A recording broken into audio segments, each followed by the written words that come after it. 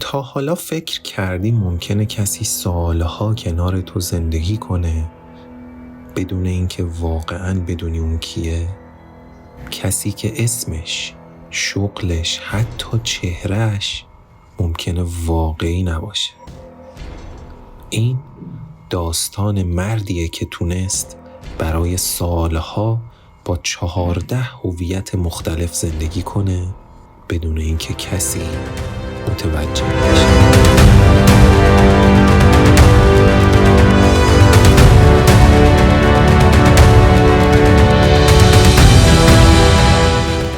سلام، من امیر حسن هستم. به اپیزود 6 ریلکست خیلی خوش اومدید. امیدوارم که حالتون خوب باشه و با یک داستان باور نکردنی دیگه بتونم چند دقیقه‌ای سرگرمتون کنم. اگر چنل من رو دوست دارید لطفاً دکمه سابسکرایب رو بزنید، دکمه زنگوله رو هم فشار بدین تا هر موقع ویدیو گذاشتم به دستتون برسه. بریم با هم یک داستان باور نکردنی ایرانی رو این دفعه بشنویم. داستان از یک گزارش ساده شروع شد.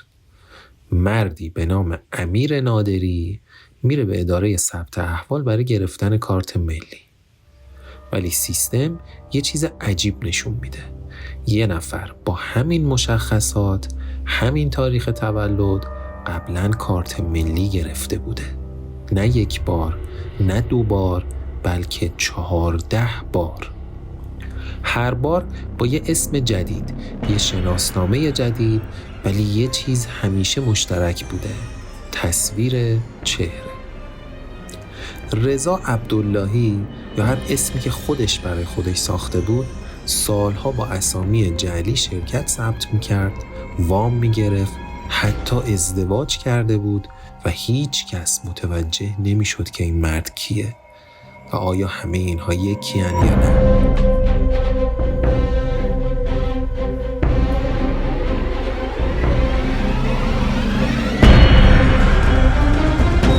شاید فکر کنی این فقط یک اشتباه سیستمی بوده، ولی نبوده.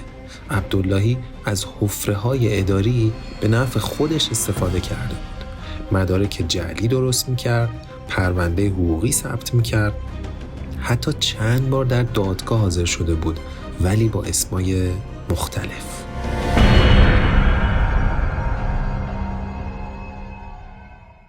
یکی از هویتاش کامران جلیلی بود.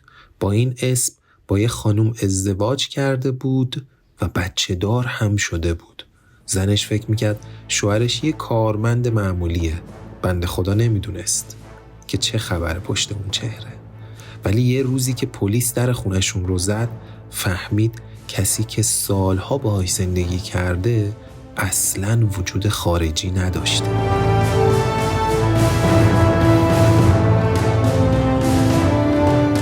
نقطه شروع سقوط عبداللهی یه اشتباه ساده بود.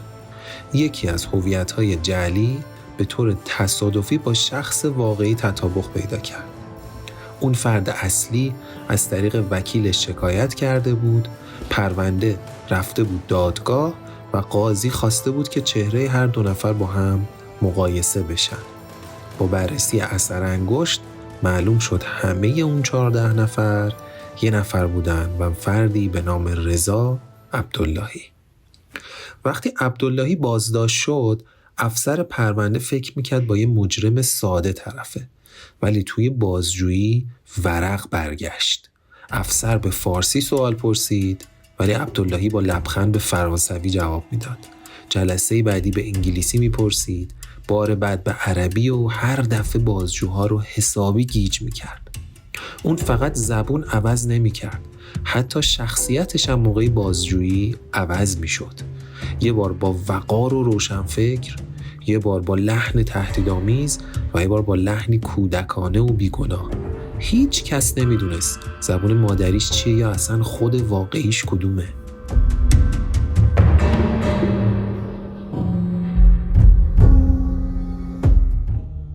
در دادگاه عبداللهی سکوت نکرد. تو دفاعیش گفت من فقط از چیزی استفاده کردم که خودتون ساختید. یک سیستم کور. قاضی، وکیل‌ها، خبرنگارا همه شوکه بودن. پرونده‌ای که فکر می‌کردن یه فریب ساده است، حالا تبدیل شده بود به یکی از پیچیده‌ترین کلاهبرداری‌های تاریخ کشور ایران. در نهایت رضا عبداللهی محکوم شد، ولی خیلی چیزا هنوز معلوم نیست. مدارکش رو از کجا می آورد؟ آیا یه شبکه سازمان یافته پشتش بود؟ و مهمتر از همه، آیا این آخرین باریه که ازش میشنویم؟ شاید همین حالا یکی از هویتاش دقیقاً کنار ما زندگی بکنه.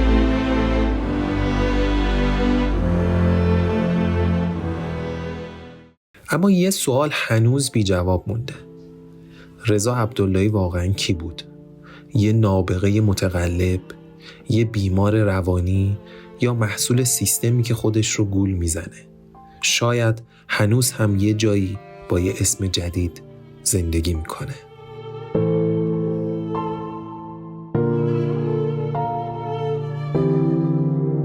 خیلی ممنون که تا انتهای این ویدیو با من همراه بودید.